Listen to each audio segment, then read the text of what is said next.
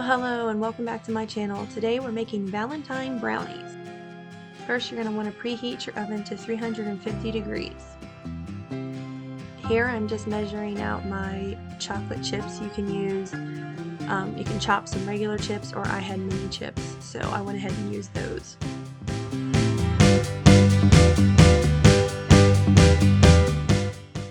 Then in a microwave safe bowl, you're going to want to combine your butter and your chocolate chips, and then you're going to microwave them on high for about 20 to 30 seconds each. I did mine 3 times. I did 30 seconds the first time and the second time, and then did 20 seconds the last time just to get that last little bit of chocolate melted.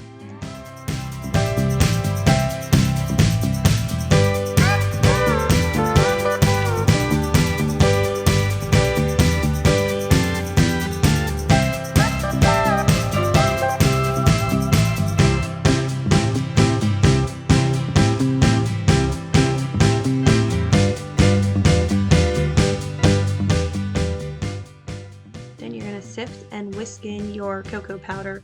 You can just whisk it in, but I always notice a little bit of lumps in mine, so I like to sift it and then whisk it in first. Now you're going to add in your sugar and your brown sugar, and you're going to whisk them well to combine. I had a few lumps in my brown sugar, so I just went ahead. As you can see, I'll start chopping some of the bigger pieces together. So then I switched to my hand mixer just to make sure that I got all the little brown sugar lumps all nice and mixed in.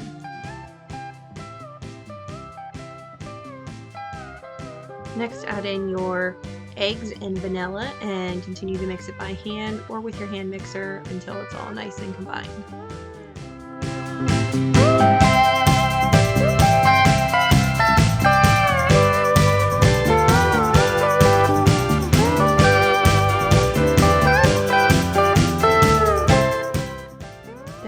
Sprinkle your flour and salt over the mixture, and then mix it gently with a spoon or a spatula.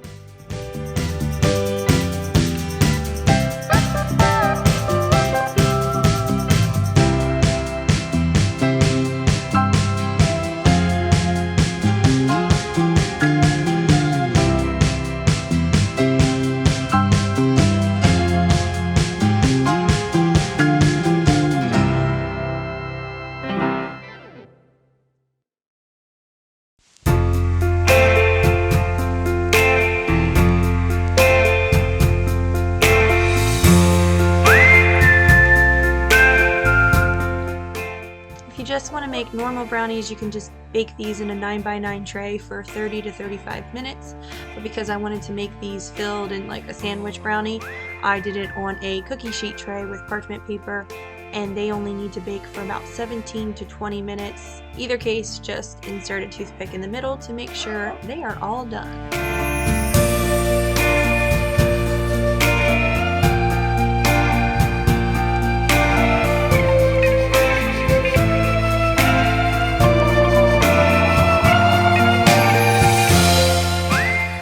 Now for the filling.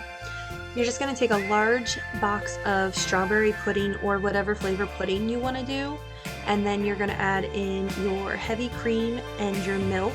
If you're doing vanilla, you can add in some vanilla extract or any extract to enhance your flavor, but for this I just use Sonic milkshake pudding mix, and then my heavy cream and my milk, and I just combined them until they started to thicken up and get into a nice piping consistency. You want it thick, but you don't want it like super thick, because then it's going to be a challenge to pipe onto the brownies or spread onto the brownies.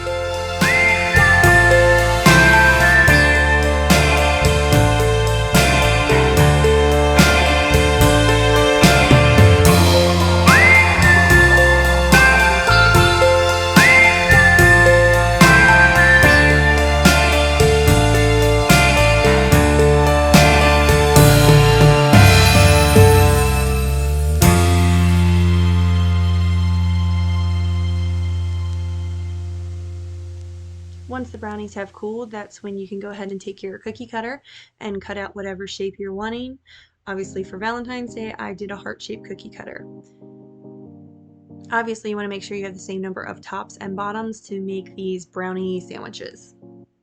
You're going to have leftover brownie scraps, which my family likes to eat them just the way they are, or you can crumble them on ice cream, you can squish them up and make brownie pops. The world is your oyster.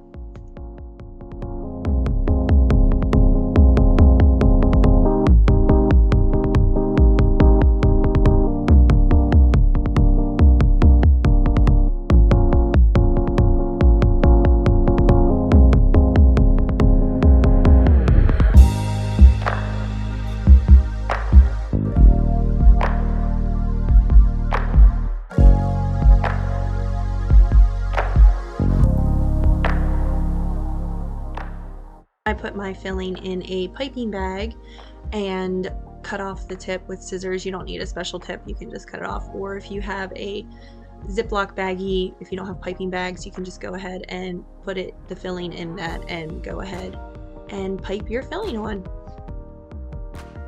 Next, you're going to want to melt whatever chocolate you want to use. I decided to use ruby chocolate for the pretty color for the Valentine's brownies, and also just to give it a slightly different chocolate flavor, but obviously whatever flavor you want to use, and then whatever toppings you want to use. I used some crushed walnuts for some because my hubby loves walnut on his brownies, and then just some cute little Valentine sprinkles and some royal icing hearts that I had made. Again, world is your oyster. Top it and decorate however you like, as simple or as complicated as you want.